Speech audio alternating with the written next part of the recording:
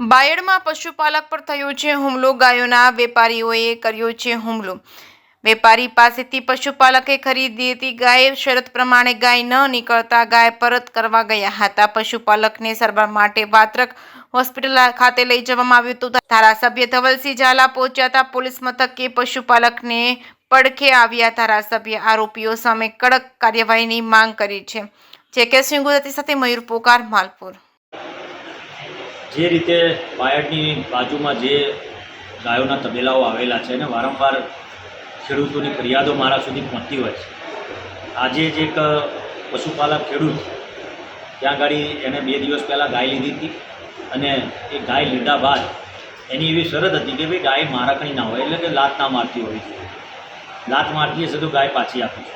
તો બીજા દિવસ કે ત્રીજા દિવસે ગાય પરત આપવા ગયા એટલે એણે દાદાગીરી કરીને અને ખૂબ પશુપાલકને ખૂબ માર માર્યો. એના પિતાશ્રીને પણ 2 લાફા મારી દીધા અને છાતી પર બેસી ગયા. એનું ગળું દબાઈ દીધું. એક જણ લાકડી લઈને આવ્યો. 5-10 જણા આજુબાજુવાળા વેપારીઓ ભેગા થઈ ગયા જે પરપ્રાંતીય છે. પરંતુ આ રીતનું જ્યારે વારંવાર ઘટનાઓ બનતી હોય, આની પહેલાં પણ એક ઓઢા ગામમાં બની, એક ભગવાનમાં બની, એક કઠલાલમાં બની, એ લોકો અહીંયાથી જ લઈ ગયા છે. આવી ઘણી બધી ઘટનાઓ વારંવાર મારા સુધી ફરિયાદ આવી છે. આજે હું જે પશુપાલકને માર માર્યો છે હું એને ખબર અંતર પૂછવા આવ્યો છું. મારે દુઃખ સાથે કહેવું પડે છે કે આ પ્રકારની પ્રવૃત્તિઓ જે થાય છે આના ઉપર કડક કાર્યવાહી થવી જોઈએ. ગંભીર પ્રકારની આ લોકોની જે પણ અહીંયા આઉટ સ્ટેટના લોકો અહીંયા રહે છે એ ત્યાં ગુનાહિત પ્રવૃત્તિઓ ધરાવે છે કે નથી ધરાવતા તેની તપાસ થવી જોઈએ.